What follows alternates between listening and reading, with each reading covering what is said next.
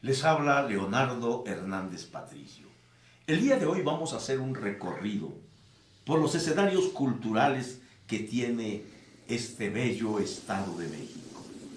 Esto es, queridos amigos, el viajero del conocimiento, como un homenaje a José Yurrieta Valdés, ingeniero civil y arqueología, un hombre que a través del tiempo ha trascendido. Su nombre lo dice todo. Conoce el Estado de México, bellos y hermosos lugares que nos dan la confianza, que nos brindan el calor y nos abrazan con mucho gusto. Eso es el viajero del conocimiento. El día de hoy les voy a hablar de esos grandes escenarios culturales. Amén de su paisaje natural, el Estado de México ofrece un rico paisaje cultural que nos muestra tanto la tradición como el esfuerzo educativo y cultural de las distintas épocas, fundamentos del gran desarrollo alcanzado por la entidad en diversos órdenes. Cuenta con importantes universidades, instituto de investigación, organismos colegiados, centros y casa de cultura, museos, precursores y guardianes de la cultura mexiquense.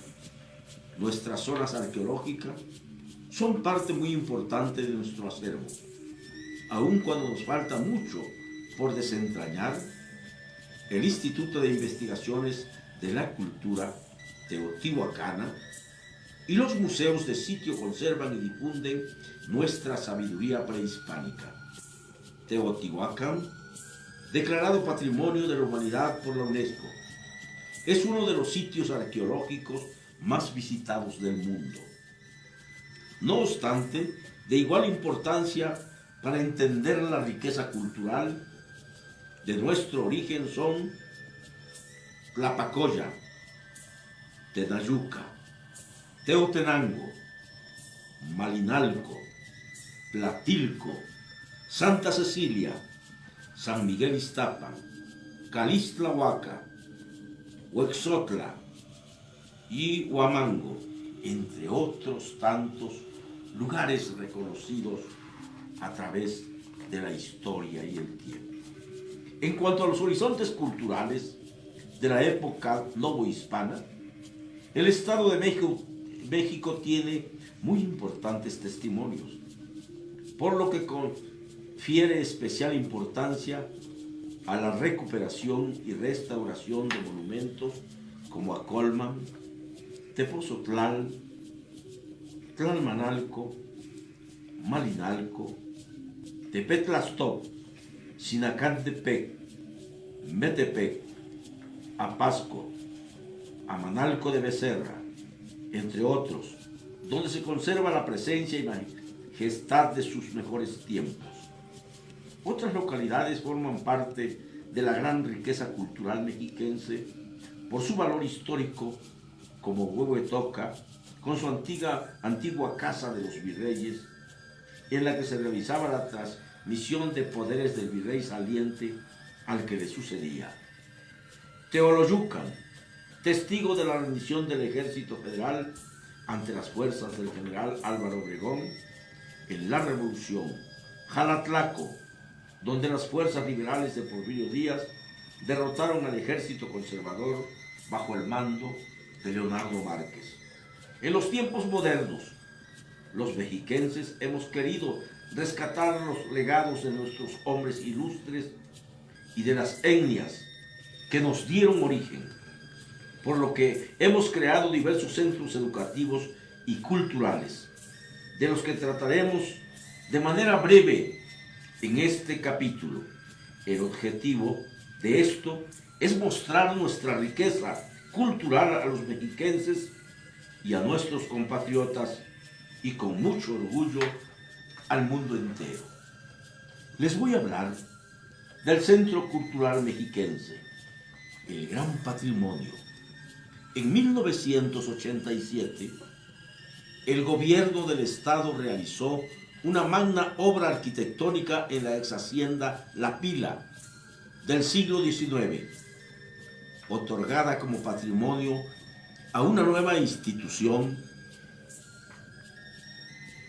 autónoma, el Instituto Cultural Mexiquense.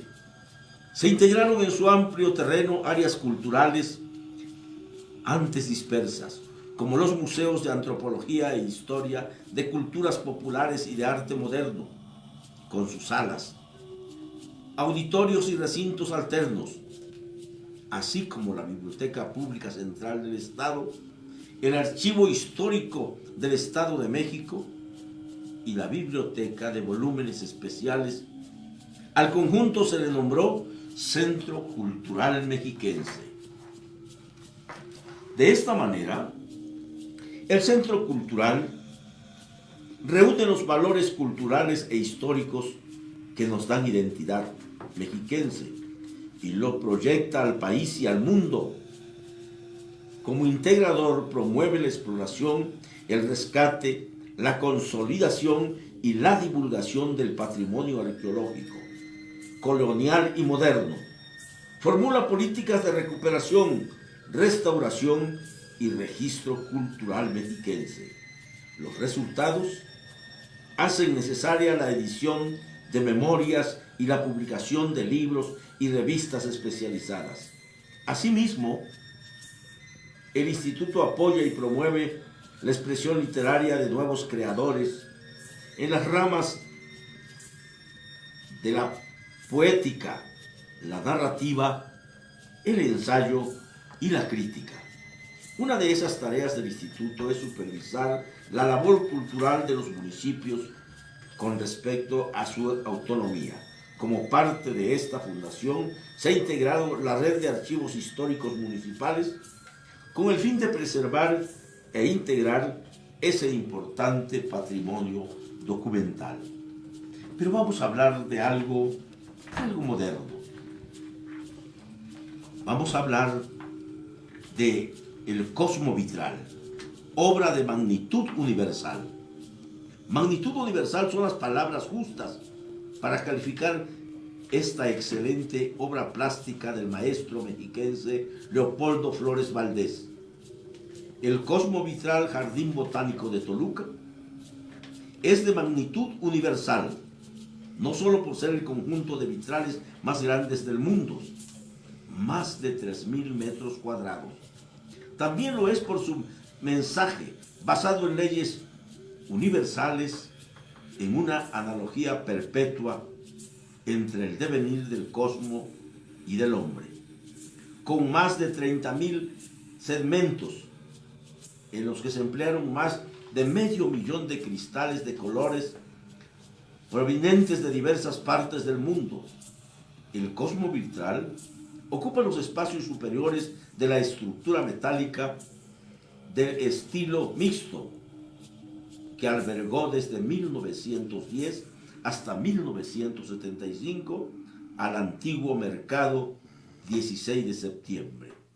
Esta bellísima obra de Manuel Arratia, en su interior, enfrentados entre sí, lucen en los extremos más distantes del edificio los imponentes vitrales del Hombre Sol y Andrómeda, los cuales constituyen en su parte frontal dos cuadros de gran belleza de 64 metros cuadrados cada uno, unidos por un enorme vitroplafón que representa a la Vía Láctea. El vitral del Hombre Sol es uno de los símbolos más conocidos del Estado de México. La obra resume en una sucesión de escenas, cada uno con simbolismo propio y continuado del anterior, la filosofía de las antiguas tradiciones solares. En forma simbólica consigna el ideal del hombre en busca de la luz, el bien y la sabiduría, como medio para elevar su espíritu, desprenderse de su herencia de sombras del mal y de la ignorancia en una epopeya sin principio ni fin. Convive con este extraordinario concierto de formas y colores que explotan en rayos de luz un bello jardín botánico donde se exhiben más de 400 obras de natura de los 5 continentes para formar una joya única de magnitud universal. Muchas gracias a todos ustedes. A don José Nicolás Ruiz García, un abrazo a todos mis amigos en Los Morales. A don Carlos Mendoza, que hoy está cumpliendo año. Muchas felicidades, amigo. A don Luis Fernando, muchas gracias. A Leonardo Hernández. Areli Fernández, gracias. Milgred Fernández, gracias. Reina Quijada, gracias. Olga Correa, muchas gracias, Olguita. Rodolfo Salgado Monroy, un abrazo, señor regidor. Mario Campos Arenas. Javier Flores, muchas gracias. Atlamica Cuautitlán Izcalli, un saludo a mis amigos de Atlamica. A Dulce María Ugarte Cortés, directora de Desarrollo Social del Gobierno Municipal de Cuautitlán. Licenciada, muchas gracias. A Dulce María Ugarte, muchas gracias. A Libra Otos, muchas gracias, mi querido periodista. Un abrazo a donde quiera que estés. A don Ricardo Rojas. A Miguel Ángel Ramírez. A José Alvarado, mi querido Pepe. Te he visto y lo haces muy bien, ¿eh? A Irma Osorio. A Mónica González. A José Ramón Rosas Martínez. A Sergio Cariaga. A Patti Valencia. A Pedro Vega. A Hernández Patricio. Carlos Mendoza. Muchas gracias, queridos amigos. Qué bueno que hay interés por conocer la historia, los lugares más importantes que tiene el Estado de México. Voy a hablarles ahora del Centro Ceremonial Mazahua. Revive una gran cultura. Desde tiempos remotos, la etnia Mazahua fue relegada a la sierra de Suchitepec, donde logró sobrevivir con una increíble capacidad de adaptación. Ocuparon la región occidental del estado, desde Temascalcingo hasta Iztapan del Oro y la parte colindante michoacana. En el virtual centro geográfico de la región Mazahua se erigió en tiempos recientes una edificación de gran dimensión e importancia, presencia escultórica, al Centro Ceremonial Mazahua, en donde se exalta su antiguo esplendor cultural. Este recinto, construido en San Felipe del Progreso, está conformado por 3 grandes edificios y una enorme explanada, y es sede del Consejo Supremo Mazahua. Su objetivo es atraer a los miembros de la etnia para recuperar y conservar y dar a conocer sus costumbres y tradiciones. La majestuosidad del bosque le confieras que rodea el centro es el marco ideal para realizar las ceremonias, las asambleas tradicionales de una cultura que se caracteriza por su espíritu guerrero de supervivencia, no solo personal, sino también de sus usos y costumbres, de su idioma y su indumentaria originales, las cuales hasta la fecha le confieren un carácter étnico muy particular. Centro Ceremonial Otomí, en busca de los orígenes. Desde tiempos remotos los grupos otomís han habitado en la serranía que extiende al oriente del Valle de Toluca. Se distinguen los caseríos otomís en Huixquilucan, Ameyalco, Atarasquillo, Temuaya, Jiquipilco, Ixtlahuaca, Humango, San Bartolo Morelos, Chapa de Mota, Jilotepec y Villa del Carbón. Por desgracia, desde hace varios años, las etnias han visto disminuir su población y al paso de los siglos se han perdido muchas de sus tradiciones y costumbres originales.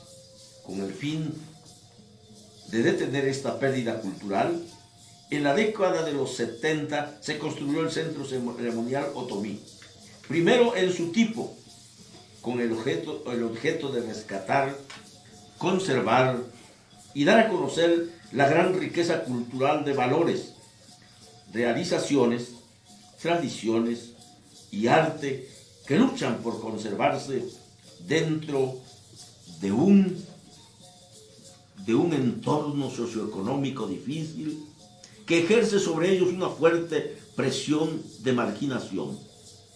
Esta se manifiesta en la pérdida de la identidad de los jóvenes, quienes abandonan sus lugares de origen y sus costumbres ancestrales. De dimensiones monumentales, realizado en cantera de la región, el centro se edificó con las características distintas de las construcciones prehispánicas, reproduciendo esencialmente el lugar de reuniones religiosas, cívicas y culturales de los otomíes, tal como se realizaban antes de la influencia náhuatl. Así, encontramos la glorieta del Centinela, el Tai, o mensaje del juego de la vida, la Plaza del Coloso, con el impresionante mural Damishi, o jaguar que habla y camina, el centro de ceremonias, danzas y ritos, y el edificio del Consejo Supremo Otomí. Se incluyeron el Museo de la Cultura Otomí y la Casa de las Artesanías. Sin embargo, a pesar de los esfuerzos, la etnia otomí, tan fragmentada, rehúsa integrarse en una unidad étnica o política, lo que ha provocado que el centro cultural ubicado en Temoaya no haya logrado atraer a otros núcleos otomíes, que prefieren permanecer en sus reductos locales antes que unirse a otros considerados rivales en la importancia cultural y política. Qué hermoso es poder recordar. Qué importante es caminar por el Estado de México. Qué importante es que haya alguien que nos hable acerca de nuestro pasado remoto. Y eso es nuestra cultura.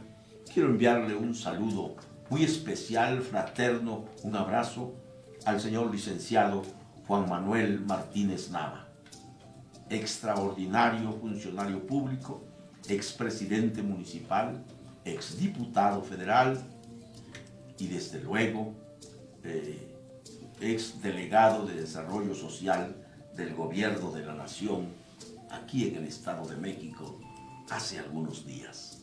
Mi abrazo y mi respeto a mi amigo el licenciado Juan Manuel Martínez Nava, a Osvaldo Lozano, señor licenciado, mi querido Osito. Un abrazo. Zaratustra, gracias por estar conectados con nosotros. Daniel Ortiz, muchas gracias.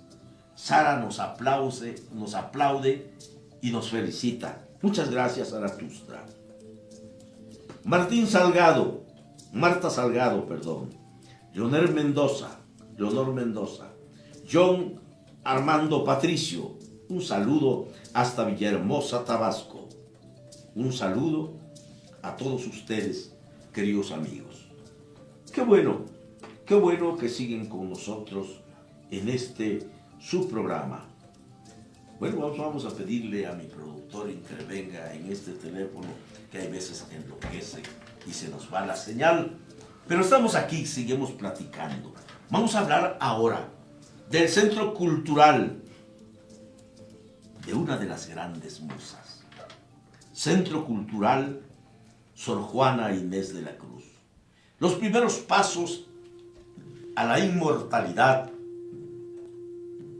de esta belleza cultural, de esa mujer mexiquense, de Sor Juana Inés de la Cruz. En 1648 nació en la alquería de San Miguel Nepantla, Amecameca, Juana Inés de Asbaje Ramírez y Santillana, la célebre Sor Juana Inés de la Cruz. Una de las máximas glorias de la literatura universal, quien fue bautizada en San Vicente, Chimalhuacán. A la entrada del pueblo, un arco anuncia orgullosamente: San Miguel Nepantla de Sor Juana Inés de la Cruz, nombre que rinde tributo a la máxima representante de la poesía del barroco castellano en la época del siglo de oro español.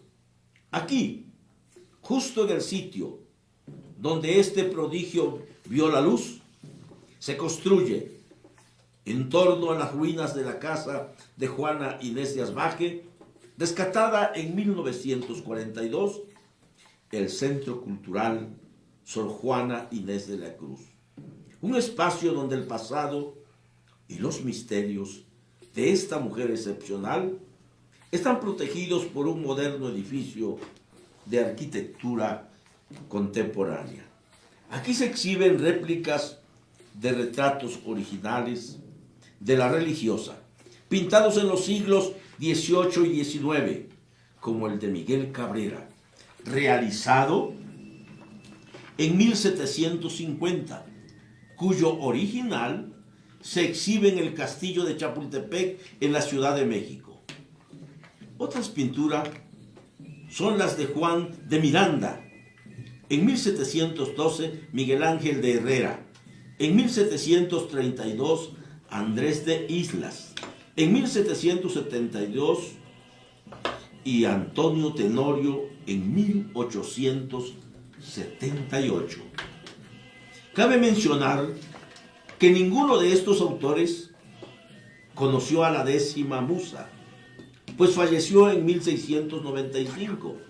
Sin embargo, los retratos conservan las facciones distintas del personaje.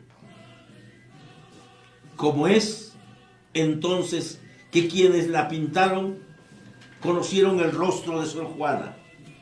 La respuesta está en un retrato más, uno pintado en vida, pintado por la misma Sor Juana, quien se autorretrató reflejada en un espejo, en la misma posición que retomaron como otros artistas. Al pie de la pintura se puede leer: copia de otra que se hizo y de su mano pintó la reverenda Madre Juana Inés de la Cruz, Fénix de la América, glorioso desempeño de su sexo, honra de la nación de este nuevo mundo y argumento de las admiraciones y elogios del antiguo.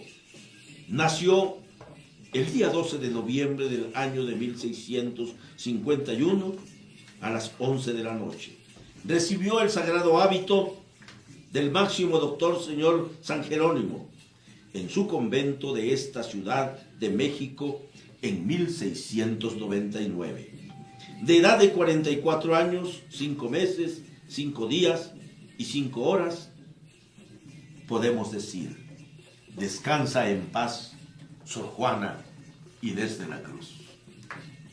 Mis queridos amigos, qué bueno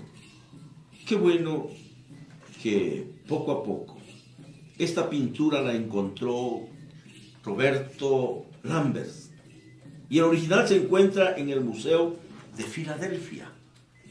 Viajó mucho. ¿Cómo viajó? Seguramente se la robaron, seguramente la vendieron, pero está en Filadelfia, Estados Unidos. El retrato ha creado una gran controversia entre los historiadores, quienes dudan que Sor Juana lo haya realizado, pues su faceta pictórica era desconocida. Sin embargo, no es descabellado pensar que para ser un ser tan sensible como la 10ª musa, pintar fuera una más de sus actividades.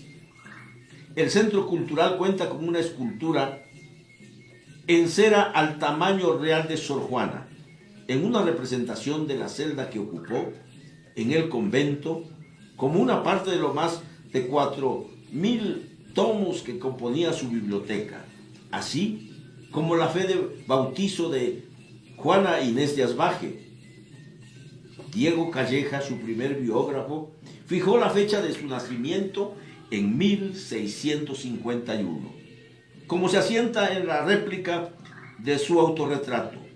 Gracias a los estudios que sobre ella se realizaron hace 5 décadas, el doctor Guillermo Ramírez España y Alberto González Salceda, se supo que la verdadera fecha de su nacimiento fue en 1648.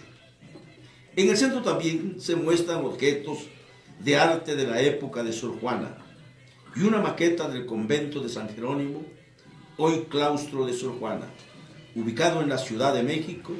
Impresionante es el cuarto en ruinas de la casa donde nació Sor Juana. Fuera del área museográfica se realizan actividades culturales. El recinto tiene un teatro al aire libre, talleres de danzas, artes plásticas y literatura, biblioteca infantil y juvenil, salones de usos múltiples y librería en la que se pueden adquirir varias obras escritas por Sor Juana o sobre ella. A pesar de su corta vida, Sor Juana es la cima de la cultura virreinal, cuya vigencia como uno de los espíritus más grandes del mundo cultural, afortunadamente, es nuestra. Qué importante es hablar de Sor Juana Inés de la Cruz. Muchas gracias, Orozco Miriam. Gracias por estar en este día también. A Verónica Juárez. Dice que qué buena imagen desde lo alto, es hermosa. A Miret Fernández, muchas gracias. A Daniel Ortiz. A Juan Carlos, que se ha unido también. A Sharon Conde. A Roberto Pérez. A Patita Muga. A Guío Muc. Al señor licenciado don Octavio Olmos. Muchas gracias a todos ustedes, queridos amigos. Pero ahora quiero hablarles del Centro Cultural Isidro Fabela, legado de una vida ejemplar. A fines del siglo XIX, nació en Atlacomulco el hijo predilecto y más distinguido de esta comunidad, Isidro Fabela Alfaro. Se tituló con máximas honras en la Escuela Nacional de Jurisprudencia. Simpatizante de Francisco I. Madero.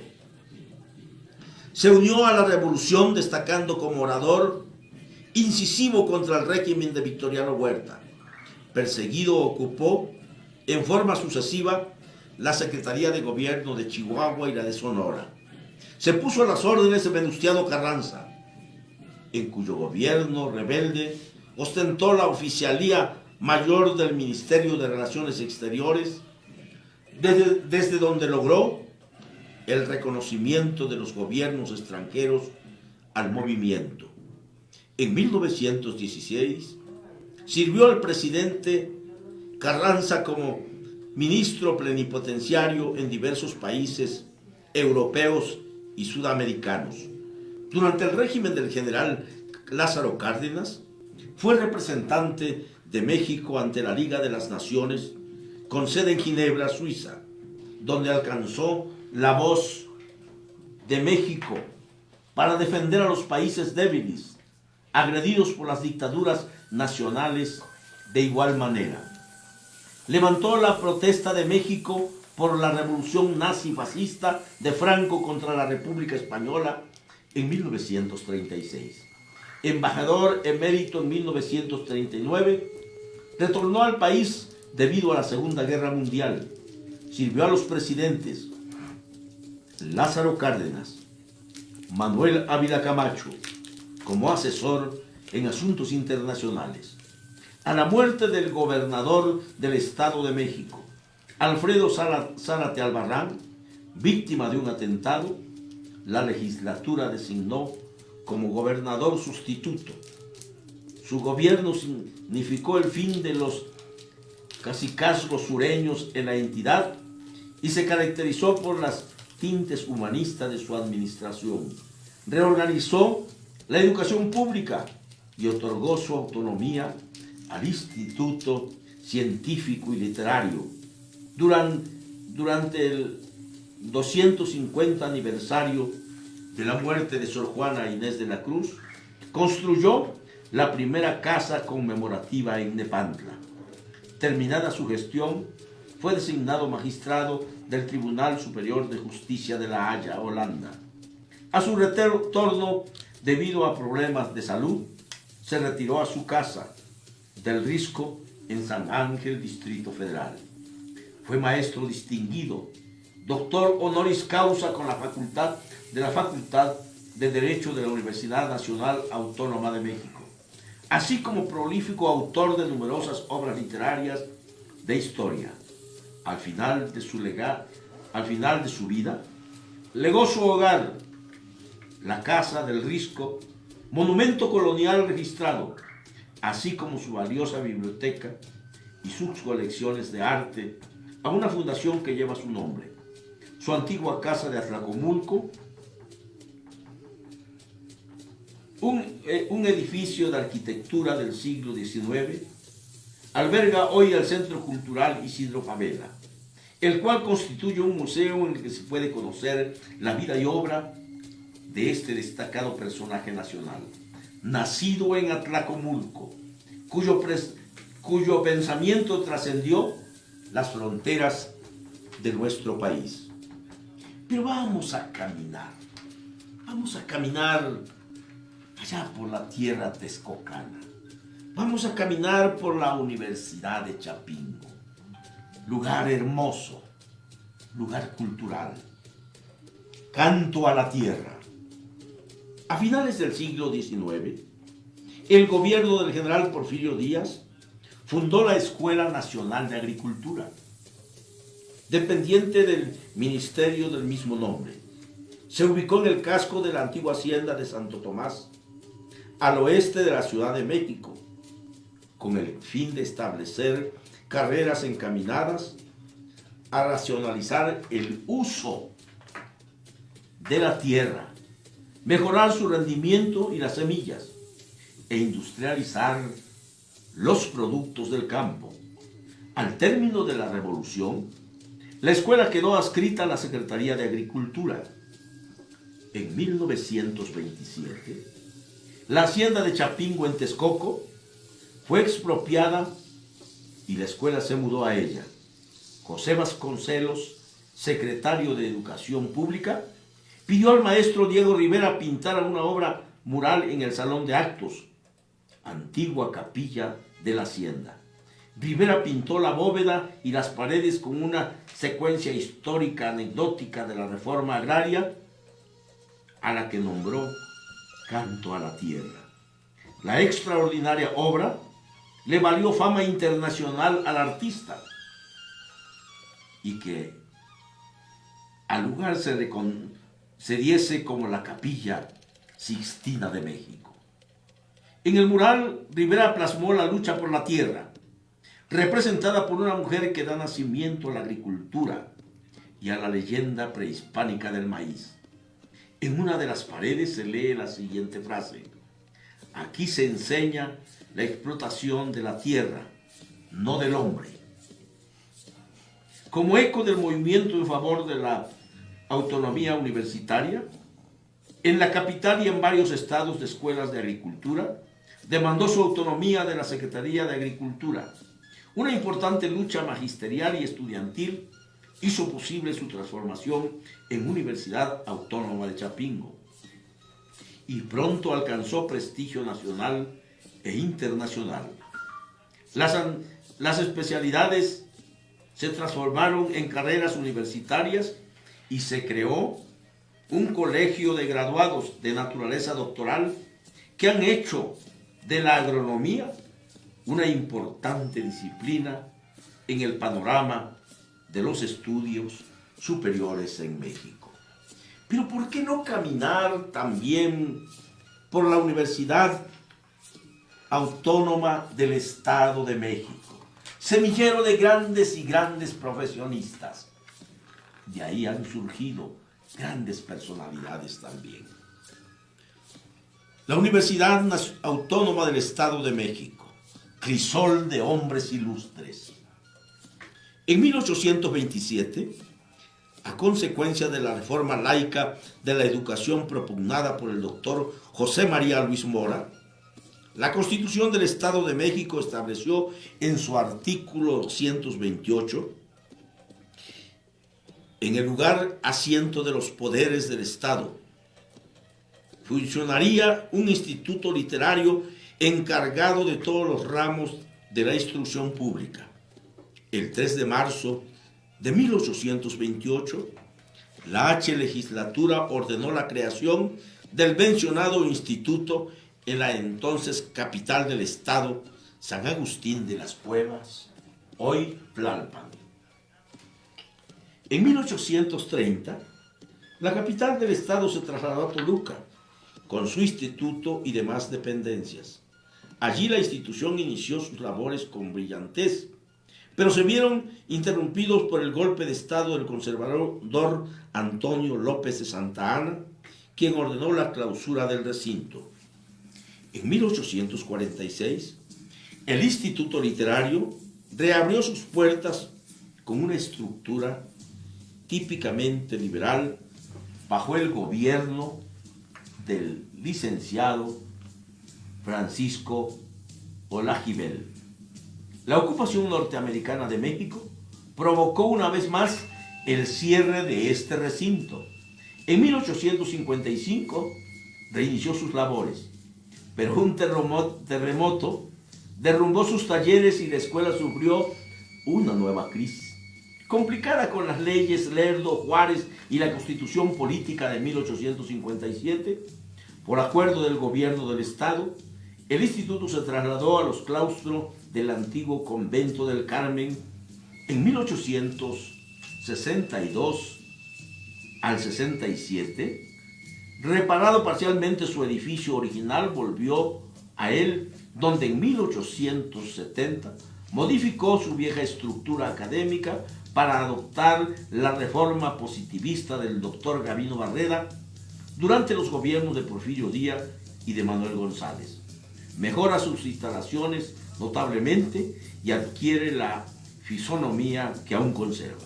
En la Revolución Mexicana, el instituto funcionó con altas bajas y al término de ella reinicia sus labores, pero conserva su estructura porfiriana. El gobierno del general Agustín Millán, en la nueva constitución política local, introduce la modalidad de que las labores académicas deben ser realizadas en beneficio del pueblo, lo que significa un cambio vital dentro de la estructura institucional. En 1943, la Casa de Estudios lucha por su autonomía, que le es concedida por el gobierno del licenciado Isidro Fabela, el 31 de diciembre del mismo año. Así, llevó a cabo sus funciones académicas hasta el 21 de marzo de 1956. En este año se realizó la transformación del viejo Instituto Literario del Estado en un nuevo organismo descentralizado y autónomo, la actual Universidad Autónoma del Estado de México, heredera de la rica historia y de sus antepasados. Desde entonces, la nueva escuela ha sido la máxima representación académica en la entidad y atiende una amplia parte de la demanda de la educación media superior. Las autoridades de la universidad se han preocupado por mejorar la calidad de sus servicios y ante el argumento constante de la matrícula, se ha ampliado la infraestructura de manera espectacular. Hoy la institución realiza diversas labores de investigación en áreas científica, tecnológica y humanística, y numerosas actividades de difusión cultural que le han dado un sólido prestigio en el ámbito internacional. Cabe mencionar que a lo largo de su historia, nuestra máxima casa de estudio ha visto desfilar por sus aulas a personajes ilustres como Ignacio Ramírez el Nigromante, Felipe Berriozábal, Ignacio Manuel Altamirano, Adolfo López Mateos, entre otros. Queridos amigos, estamos llegando casi al final de nuestro programa, pero no podemos despedirnos sin antes hablar de la excelencia académica con enfoque social, el Colegio Mexiquense. El gran desarrollo de este colegio, queridos amigos, en el Estado de México, en las áreas de las ciencias sociales, históricas, humanísticas en general, demandó la creación de un centro de investigaciones enfocada hacia aspectos especializados en su problemática general para ayudar a definir las soluciones. Con este objetivo, en 1986, el gobierno del Estado de México decidió fundar el Colegio Mexiquense Asociación Civil, ubicados en las edificaciones de la antigua hacienda del siglo XVII, Santa Cruz de los Patos, en Sinacantepec. El colegio se dedica desde entonces a estudiar y a atender los grandes asuntos que interesan a la sociedad mexiquense en los campos histórico-social, de políticas públicas, de promoción internacional del Estado de México, de religiones, de riesgos sociales y de seguridad pública, entre otros. Además, en el colegio se imparten maestrías y diplomados dirigidos a profesores y áreas sociales. El colegio es también un foro de discusión académica que fomenta la vinculación con otras instituciones educativas, sociales, de gobierno y empresariales, además de estar en constante contacto con las instituciones similares de la República. El resultado de estos debates, así como las investigaciones del colegio, es difundido a través de publicaciones especializadas y medios de comunicación. La naturaleza social de los estudios, investigaciones que se realizan en el Colegio Mexiquense, lo proyectan como un importante centro de consulta y opinión que sin duda será tomado en cuenta en el diseño de planes y programas de gobierno. Queridos amigos, así estamos llegando al final de nuestro programa. Quiero agradecerle a Torres Nancy que esté con nosotros, a Santos Leonardo García Ramírez, a Zaratustra, a Jonathan Gutiérrez, a Xochitl Correa, a Mimi Jin, a Leticia Cabrera, allá en Teoloyuca. Un abrazo a mi querido Moy y a Rafa, a Rolando Mendoza, a Daniel Cruz, a Lourdes Figueroa Urbán, Ana Vega Juárez, señora regidora, un abrazo, a Miguel Ángel González Romero, amigo, a la Loma de Guanos, a Midret Fernández, a Araceli Martínez, a Xochitl Correa, a Ángel Miranda, a Vicky Montes, a Luz María Castañeda, a Fernando Juárez, a Cronos HCM, a Pati Valencia, muchas gracias, a Vicky Rivas, a Virgilio Sánchez Luna, allá en Teoloyucan. Un abrazo, mi querido líder. Adrián Ortiz Paredes, a Gustavo Peña Sotelo, señor licenciado, un abrazote. A Sergio Alberto González, a Pati Valencia, a todos ustedes, queridos amigos. Este es El Viajero del Conocimiento, con su amigo Leonardo Hernández Patricio.